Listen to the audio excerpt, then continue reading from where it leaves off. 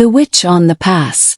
About 10 years ago, my son, who was 5 at the time, and I were living in a small house in a rural town in Colorado.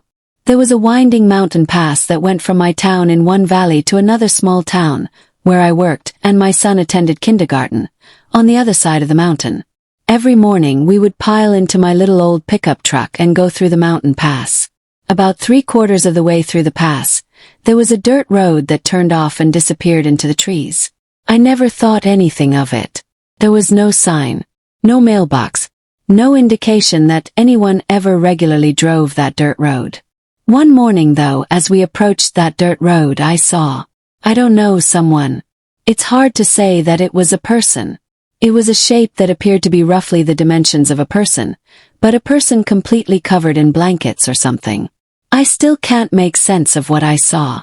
I kind of slowed when I saw it, more out of habit, as deer and sometimes free-roaming sheep and cows will step onto the road. As we drew near, I could see that the figure appeared to be pointing at me, and it turned to watch us as we drove past. I was really freaked out, but I wasn't sure why. My son thankfully didn't see it, so I let it go. At work that day, I couldn't shake the unease from the experience, and I told a coworker about what had happened. He nodded slowly but didn't seem terribly surprised.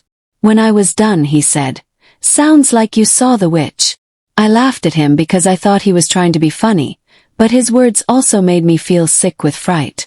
He then went on to tell me that there's a little house at the end of that dirt road, and that when he was a kid, all kinds of stories went around about the witch that lived in that house and how she kidnapped kids. I really laughed at that because it was so ridiculous, and an obvious story made up by children. After work, I picked up my son from the babysitter's house and we headed towards the mountain pass to go home.